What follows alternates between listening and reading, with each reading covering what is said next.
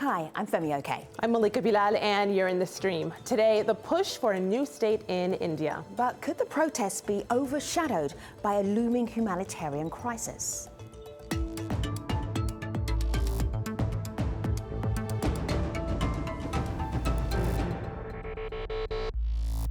The call for a separate state for India's Gorkha population now echoes across the country. Protests are a near daily occurrence in the state of West Bengal, with several resulting in violence. The Gorkha Janmukti Morcha, or GJM, a liberation movement, accused the police of using lethal force in their attempts to quash the unrest. It's a charge police have denied, but at least 7 people have been killed since the protests began in June. Despite the threat of violence, the GJM say it isn't backing down. Both sides met Tuesday to try and reach an agreement, but they didn't get very far. Here to talk about that and the impact that these protests are having on the people of Darjeeling, we have in Delhi, Suraj Thapar. He's a Central Committee member with the Gorkha Janmukti Morcha. Gorgo Chatterjee, hello there, is in Kolkata. He's a columnist who writes on politics and culture in South Asia. Also in Kolkata, Satyabrat Sinha. He's the Assistant Professor of Political Science at Presidency University. And in Darjeeling, Upendra Pradhan.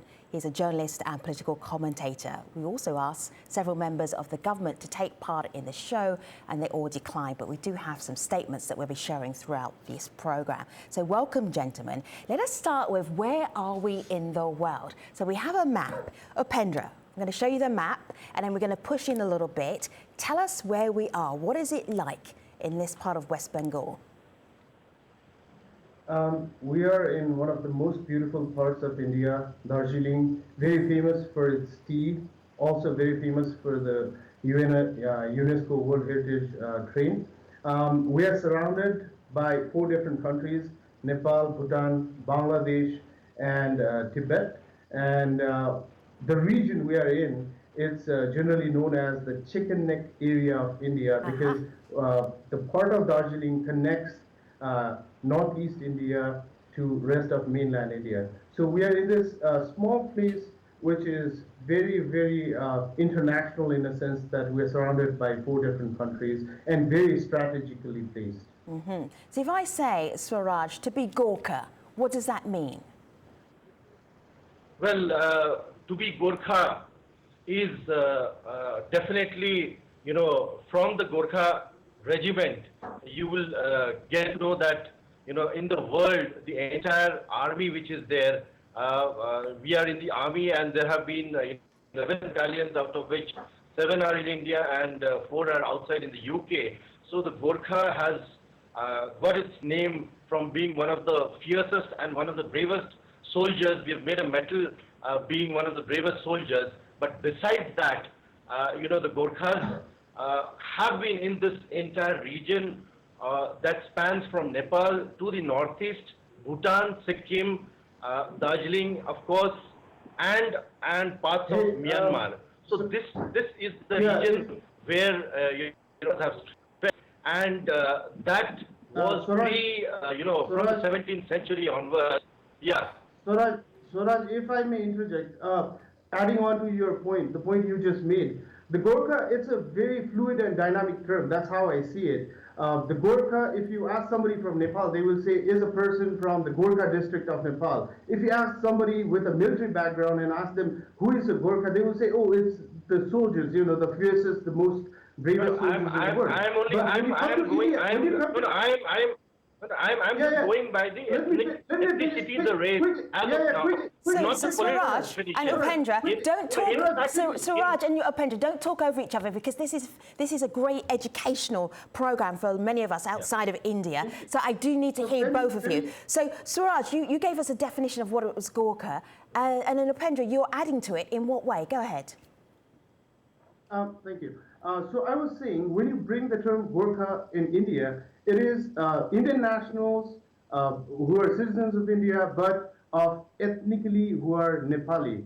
But when you bring down the term Gorkha in Darjeeling and you ask who is a Gorkha, Gorkha is an umbrella term which encompasses the Lepchas, the Bhutias, the Nepalis. Our forefathers termed us Nebula, Nepali, Bhutia, Lepcha. Today, Gorkha encompasses everyone who is born and brought up in the region which we are asking to be formed Gorkhaland state. So today we have Bihari Gorkha, we have Marwari Gorkha, we have Muslim Gorkha. So everyone, Bengali Gorkha, everyone who is born and brought up in the proposed Gorkhaland area in Darjeeling context is today known as a Gorkha. I hope that answers your question, Jamie. Thank you. It did, but I'm going to expand that definition just a little bit more because our online community is telling us what it means to be Gorkha is also tied to language. So this is a tweet we got from Senaj who says, language is the most integral element that defines our identity. Another person picks up on that.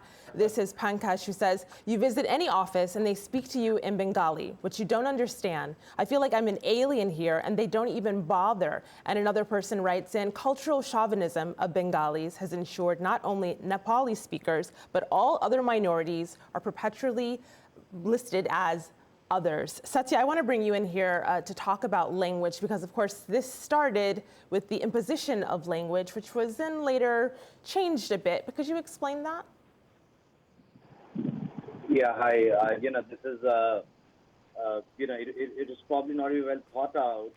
It happened essentially as a more regional response to the BJP government in power in Delhi, which has which we call the central government. So this was one way to ensure, the BJP is looking to make big gains in the state of West Bengal, which has almost about 40 seats in the parliament.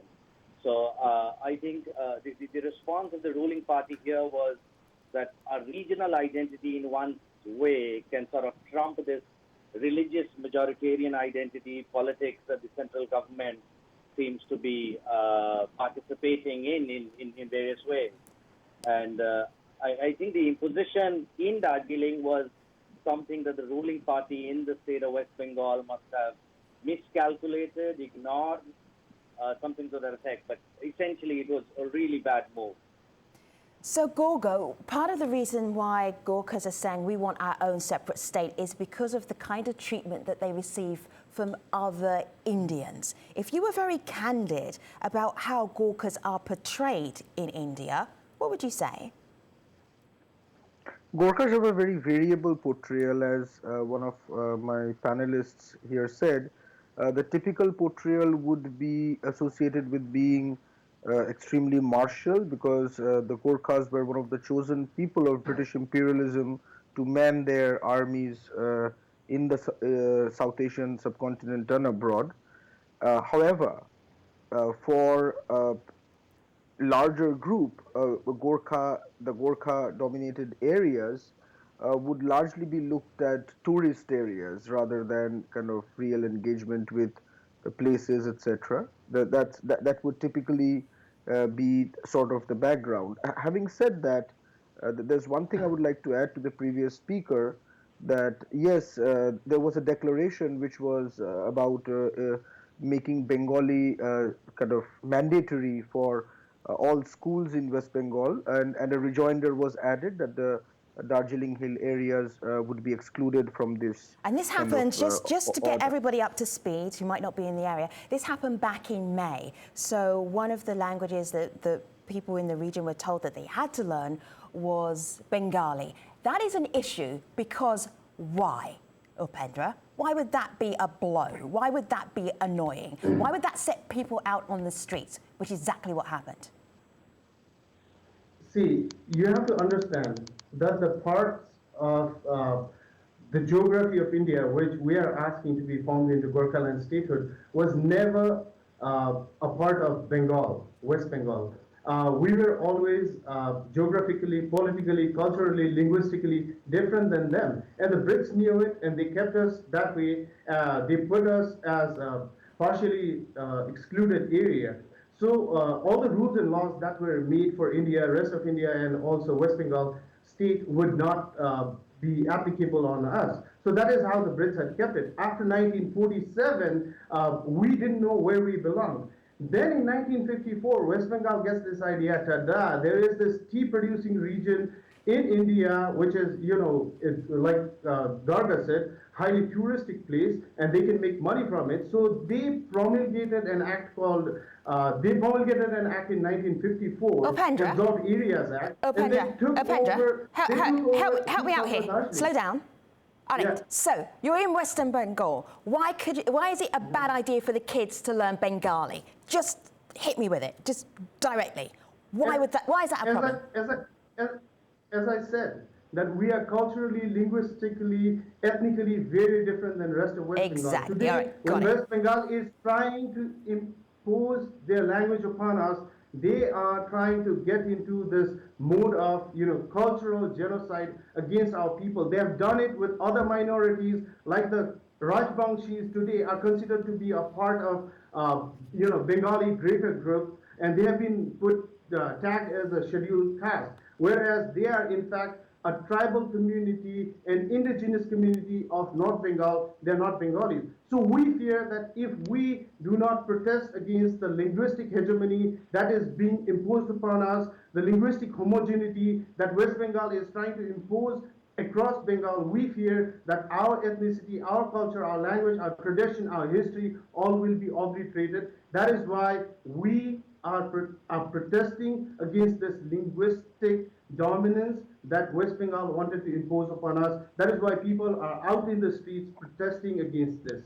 Thank you. And of course, not just protesting, you also have people who are calling for a separate state. So I want to skip back to the issue here, because that's a video comment we got from someone who explains why she wants a separate state. And she says it's because she doesn't feel like the central government is paying enough attention to where she lives. Have a listen.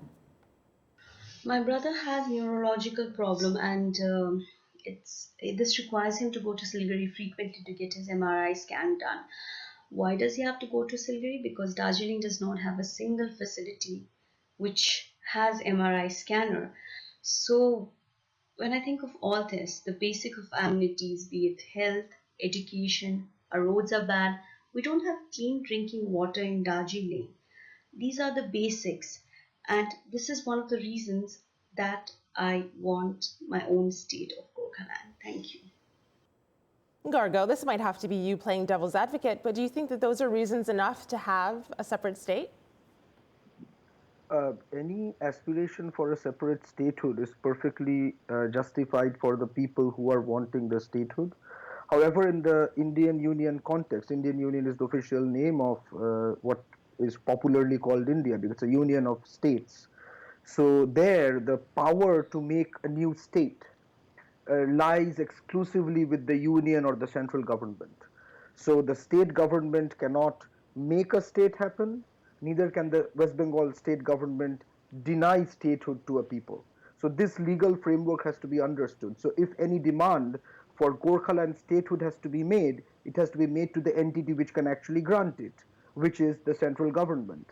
The tricky bit about the recent protests is that the protests are directed against an entity, largely the West Bengal government. Then why is West Bengal government shooting and killing our people dead if it does not have any stake in statehood formation?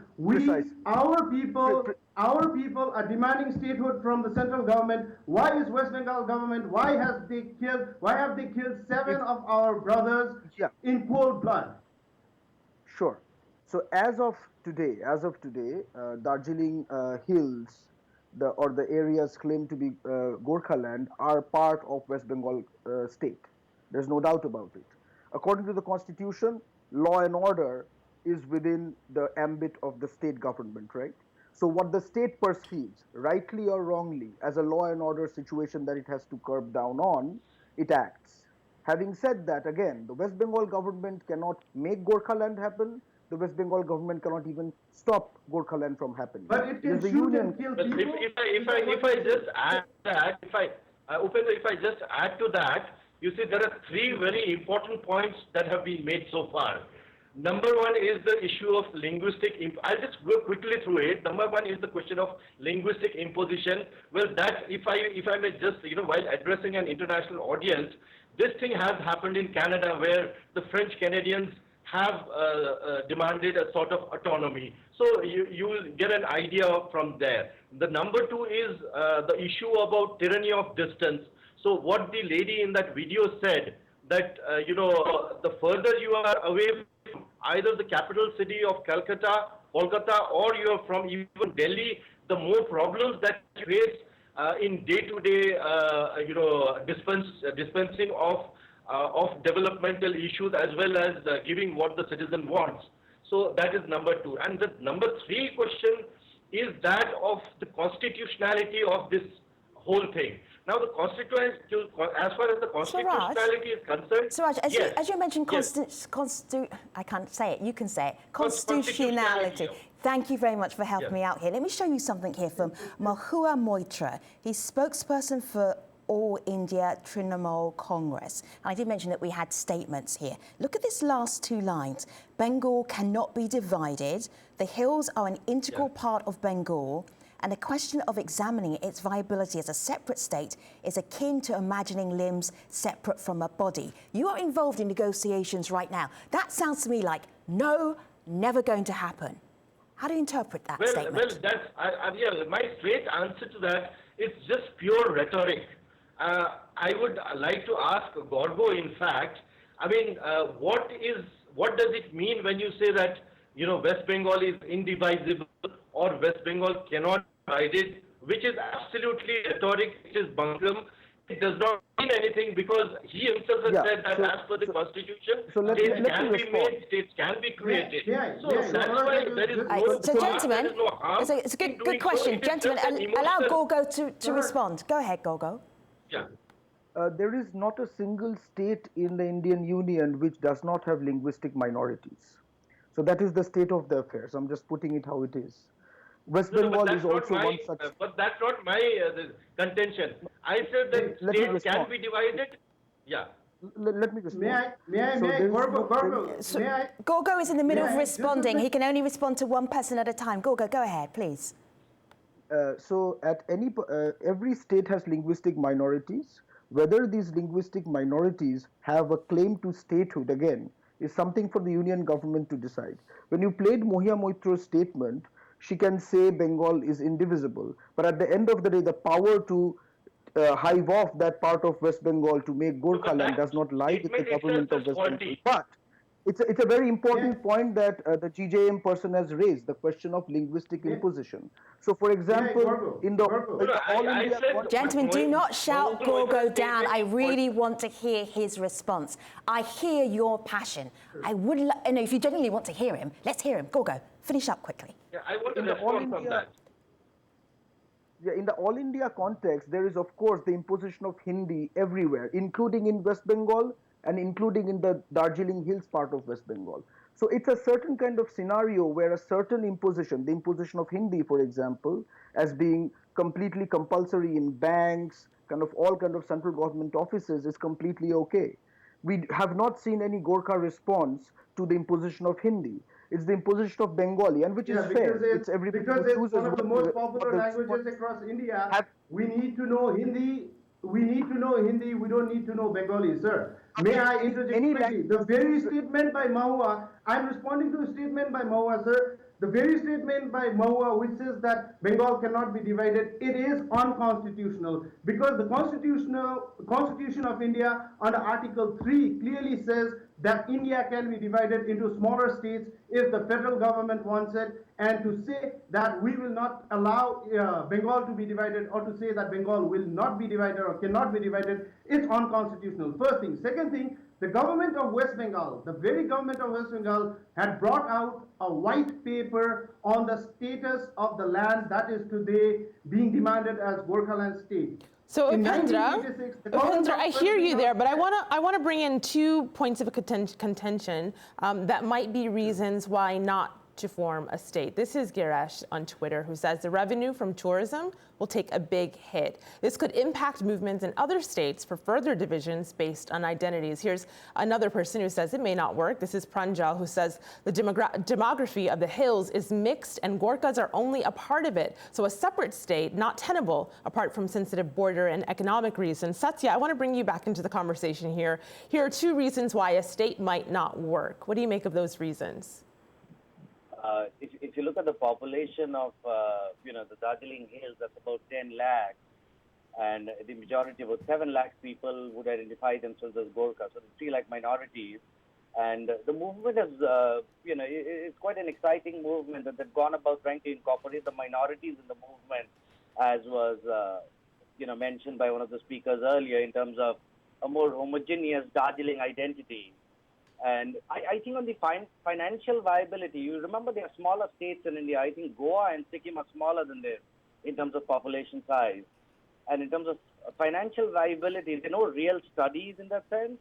So proponents of Gorkhaland are very optimistic estimates of a far more efficient use of resources there. Remember, there are tea gardens there. Tourism is really big. There is Cinchona plantation. And it's a very rich area in terms of biodiversity, etc. And similarly, so, for people who are opposed to the movement have, they come up with very negative estimates that this will largely be a kind of burden to the center. But I suppose we need a feasibility study in terms of financial viability of the state, to talk in more real terms. So I think there we have it. Gentlemen, if I may, because we're running out of time for this show, and this is really important. Financial Express, gentlemen, let me share this with you. Financial Express, Darjeeling unrest, food and essential supplies dry up in the hills. That headline is from July the 11th. Upendra, I'm putting your journalist hat back on here right now. This, the protests, the marches, the campaigns, I'm wondering, is it actually hurting the people who are asking for their own state? Is there a potential humanitarian crisis looming because of this? Yes, there is. And the crisis is looming because West Bengal state has cut off all the food supplies that are coming into the hills.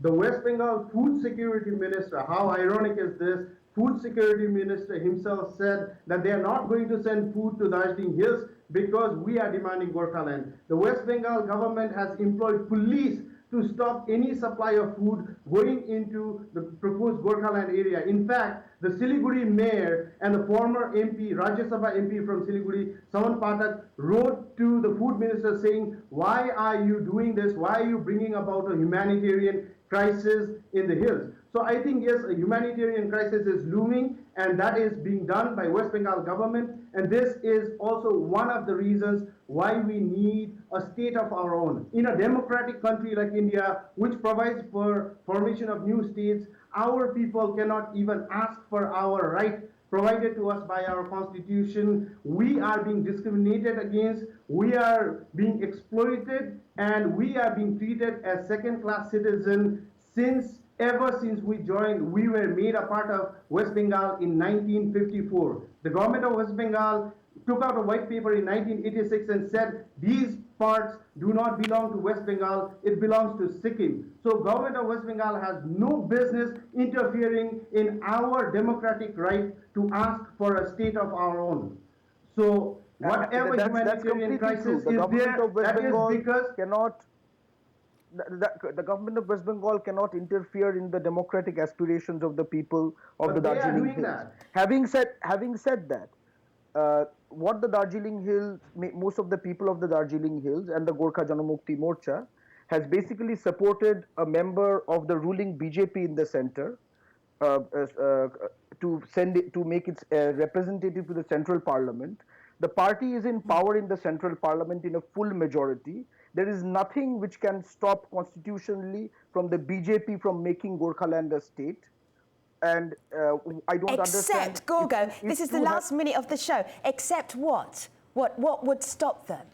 What would stop the ruling party? We're in the last minute, so I'm just going to ask Gorgo to I just need to hear him. Gorgo, what would stop them? Except for, finish the sentence. Except for the BJP wants to get more gains in Bengal, and they know that if they grant this statehood, they are political finished in expediency.